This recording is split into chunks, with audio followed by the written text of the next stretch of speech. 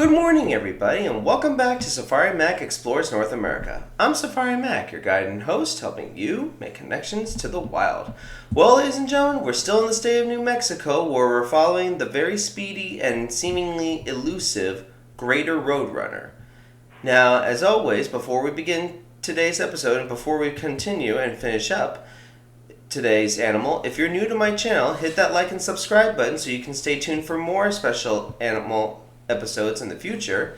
Check out my Facebook page for special conservation projects and tips that you can put into practice in your own backyard, as well as to catch up on conservation projects that I share from all over the world. And finally, if you have a question about animals, or if there's an animal that you love so much and would like me to do in the future as we continue our world tour, please feel free to send me an email, which you will always find the link to down in the description below.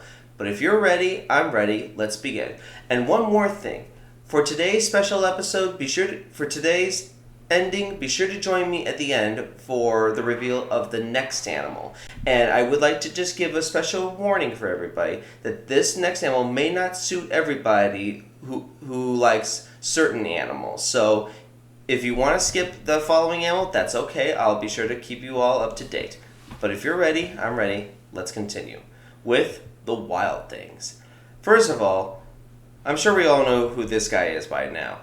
The Roadrunner from the Looney Tunes universe. Now, yeah, we know that this guy's he does create comic relief. He makes everybody laugh, and he's probably known for his signature noise, beep beep. But I can tell you what, there's actually a bit of a misconception with this. Since his creation, people think that this is what the Roadrunner sounds like. That's not true. The truth is that because, as I said last week, the Roadrunner is related to the cuckoo bird family, so they're more making like these coo-like sounds. So it's more like a sound or like kind of like sound that they use to attract mates or to warn each other of danger. Speaking of danger, now the majority of the time they are running on the ground, so they really have no need for this. But if they needed to escape a predator, which actually would be a coyote, and despite the comic relief from the Looney Tunes, turns out coyotes are more likely to catch roadrunners, as while they do run 15 miles an hour or 20, the coyote can run twice that speed, up to 40. So more often than not, these guys are going to get caught. But they are known to do short distance flying. So from escaping predators as well as catching prey such as insects or other animals in the air, they are known to do a little bit of flight, but more often they're just running as well as hopping from tree to rock to branch to wherever they're trying to get to catch either their quarry or to escape from predators. Now here's another cool thing about the Roadrunner.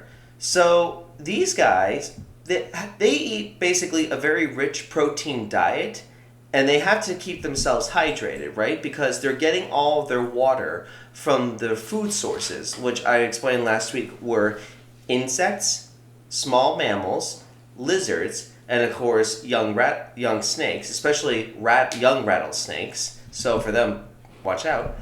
But as a result of this, they're accumulating a lot of excess salt into their bodies, and that can be damaging to their system. So how they deal with this is that they have a special gland near their eyes in which they're able to excrete excess salt out in the form of a tear. So it may look like they're crying, but they're not. They're really just trying to get rid of the excess salt in their systems so that they can stay healthy and stay hydrated in the harsh desert environment. Now, in terms of their threats and challenges, I can tell you right now, across the majority of the U.S., these guys are not really considered to be an endangered species. Thank the universe for that. However, in the state of California, well, unfortunately, they are facing challenges as their population has dramatically dropped. And it's for a variety of reasons. The biggest reason, perhaps, is caused by humans, from urban development to habitat degradation or cutting off different parts of habitats in which they can't get to other places and in a way are trapped in certain spots. They're also losing their habitat.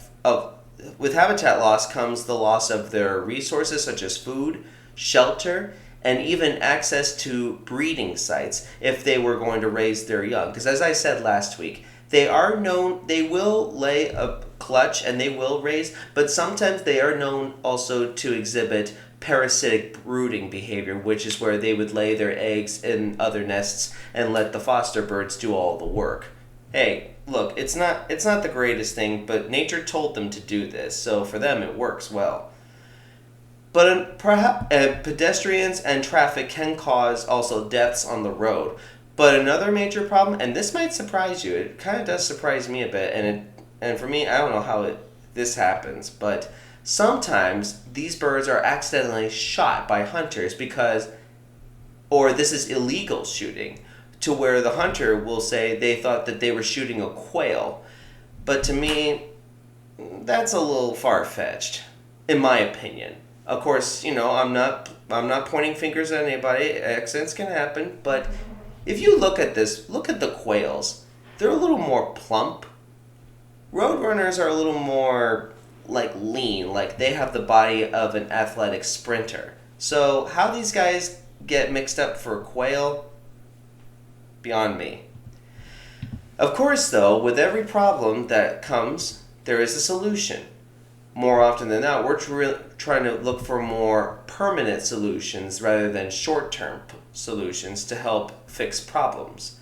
So, with habitat degradation, as well, we're beginning to build, as I've mentioned throughout most of my time here on Safari Mack, wildlife corridors, which are simple places, which can be a bridge or a tunnel, or even an area cut off from humanity, to allow wildlife to successfully and safely cross over without getting hurt on the roads or anywhere that would cause human-wildlife conflict.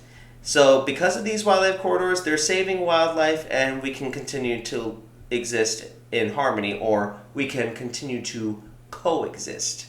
But there's another major way that you can help these birds, especially if you're living in the same environment with them. Simply put, build a backyard habitat.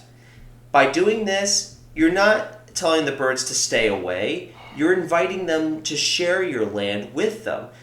I mean, all that these animals are trying to do is survive. They're just trying to get the same basic needs that we as humanity needs. We need food, we need shelter, we need areas for families to grow. So do the bird, so do these animals.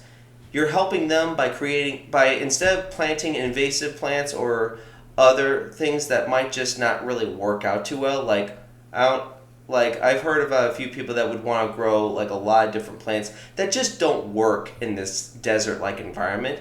Grow cacti, grow different desert plants. You're helping these birds as well as the other native wildlife. You're really enhancing and continuing to allow the circle of life to continue. And besides, why get rid of this bird when the Roadrunner can help you deal with rattlesnake or even rodent problems? By allowing these guys to stay, you're helping to eliminate a cost and keep nature in balance. These guys are, as well, it's important to remember these guys are sacred to Hopi and other Pueblo tribes of the southwestern United States. So keeping these birds around, we're doing them the greatest favor. So now, ladies and gentlemen, I would like to warn you, next week we are going to I'm going to showcase our very first snake episode. So if you do not like snakes at all, I'm going to tell you right now, I'm not going to have my feelings hurt. I do encourage you to stay within your comforts. But for those who like snakes, or if you're daring, prepare yourself.